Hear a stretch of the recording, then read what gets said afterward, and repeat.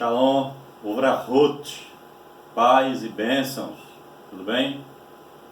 Na aula de hoje nós falaremos de uma forma condensada, sintetizada, sobre a história da exegese e o que significa exegese. Tudo bem? Vamos lá. A palavra exegese tem a sua etimologia na língua grega. Como vocês podem observar aqui, nós temos o vocábulo exegesis. Ele é formado por dois termos gregos, que era uma prática comum entre eles de associar, juntar palavras para resultar em uma outra palavra, não é? Então nós temos aqui exegese, origina-se de exegeomai, onde temos o verbo egeomai, que significa conduzir para, e ex, uma preposição, que significa para fora de. Logo, nós temos o seguinte significado: etimologicamente significado proposto para a exegese, não é? Seria conduzir para fora de, significando dirigir-se ao texto com o intuito de captar seu sentido, extrair do texto. E o oposto à exegese é justamente a chamada eisegese,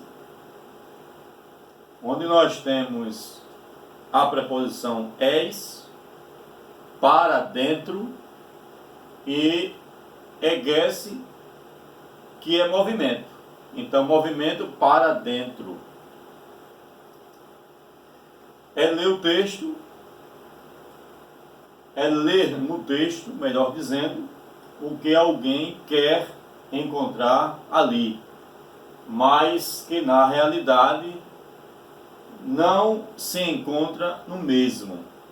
Então, esta é a chamada eisegese. Diga-se de passagem, é uma prática corriqueira por muitos pregadores. Essa informação nós encontramos lá na Enciclopédia de Norman Champlin. A exegese é o oposto da exegese. Trata-se de interesses próprios, não é, ao texto, interpretando a favor de seus objetivos. A exegese é forçar o texto a dizer uma coisa que não está ali. Eu vou dar aqui um exemplo para vocês de como se praticado e como se tem praticado a chamada exegese. É você levar para o texto seus interesses, suas ideologias e com isto fundamentar várias e várias heresias, doutrinas, por aí e aí por diante. Veja o Salmo 37, o verso 25. Davi dizia, né? Eu fui moço, agora sou velho, nunca vi um justo desamparado, nem a sua descendência mendigar o pão. Então, o indivíduo pode se apropriar desse texto e a partir deste passar a ensinar Por exemplo, a questão de que um justo, ele não pode passar por privações, ele não pode passar por dificuldades, porque o texto aqui está dizendo de que ele nunca viu um justo desamparado, nem a sua descendência mendigar o pão. Então o justo não pode passar de forma alguma por dificuldades, porque o texto está afirmando isto. Mas será que na verdade o texto está afirmando isso? Então algumas perguntas, né, são levantadas quando você de fato pratica a chamada exegese. Além de você ter que analisar o texto na língua original, conhecer todos os contextos que envolvem o texto, não é? Algumas indagações são levantadas para se entender melhor o texto. Então, quem foi que escreveu? Quem falou? Para quem falou? Será que esse texto aqui trata-se de uma questão normativa, descritiva, são expressões genéricas? De que trata o texto? Então, não é você pegar o texto ignorando todos os contextos e levar suas ideias, seus conceitos para o texto. Então, levando para o texto é a chamada exegese.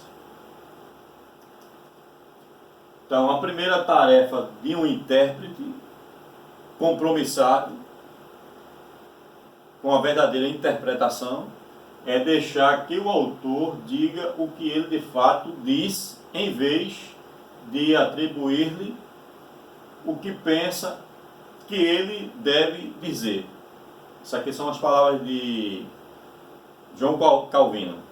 Embora eu não concorde com todos os seus argumentos, suas ideias, mas nesse aspecto aqui ele se expressou corretamente. Usei aqui essas imagens para tentar usar de forma metafórica para entendermos a diferença da exegese para a exegese. Percebam que aqui no seu lado esquerdo, né, do slide, vocês estão aqui observando a imagem de um tatu. Então vamos imaginar a construção da casa de um tatu. Ele de fato precisa tirar o barro, não é? Tirar para fora. Ele está extraindo o barro para que dessa forma ele consiga produzir a sua habitação. Diferentemente do pássaro, o João de Barro, ele justamente leva o barro para justamente formar, né, o seu habitat, a sua habitação. Então, enquanto o João de Barro leva o barro para, o tatu ele extrai, ele tira, ele joga para fora. Então, aqui nós temos de uma forma figurada, né, a diferença da chamada exegese para a eizegese. Então, a exegese, enquanto a exegese ela consiste em extrair o significado de um texto, está extraindo, está tirando, não é, de um texto qualquer, mediante legítimos métodos de interpretação. A exegese consiste em injetar, em levar para o texto alguma coisa que o intérprete quer que esteja ali, mas que na verdade não faz parte do mesmo. Então é um perigo, não é? Grande se praticar a chamada exegese. O objetivo, né, da exegese tem como objetivo o estudo cuidadoso e sistemático das escrituras para descobrir o significado original que foi pretendido. A exegese é praticamente uma tarefa histórica. Por que tarefa histórica? Porque você precisa investigar, descobrir os cenários, os contextos em que o texto está inserido. Precisa estudar, analisar sintaticamente, gramaticalmente, morfologicamente o texto na sua língua original. E, de fato, através de perguntas, de métodos sérios, utilizando a própria hermenêutica bíblica, chegar a trazer, não é, a amostra, o sentido que o autor quis dizer. Exegese é a tentativa de escutar a palavra conforme os destinatários e descobrir qual era a intenção original das palavras da Bíblia originais, né? Devem tê-la ouvido. Exegese. Aqui nós temos a diferença, mais uma vez. A exegese está extraindo do texto e a exegese está colocando, está inserindo no texto. Necessidade da exegese. O estilo do texto bíblico, ele é frequentemente lacônico. Isso quer dizer o quê? Que às vezes deixando dúvidas e perguntas sem respostas. Nós estamos diante de uma narrativa que o texto foi processado de uma forma bastante resumida, sintetizada, com poucas palavras. Então, sentido lacônico. Às vezes o texto, ele apresenta personagens já adultos. Veja o caso de Elias, como ele é apresentado, o caso de João Batista, apresentando pouco ou nada de sua vida pregressa. Não é? Quem foi o Elias? Quem foram os seus pais? Como ele viveu? Em que circunstâncias ele viveu? Não temos essa informação. Algumas vezes narra um episódio isolado, sem explicar os antecedentes. Veja o capítulo 4 do Gênesis, a questão do primeiro infanticídio, não é? A questão de Caim e Abel. Como se dá a questão desse homicídio praticado, né, por Caim? Será que eles discutiram, não discutiram? O que foi que houve entre eles? Nós não sabemos, de acordo com o texto. Não existem essas informações.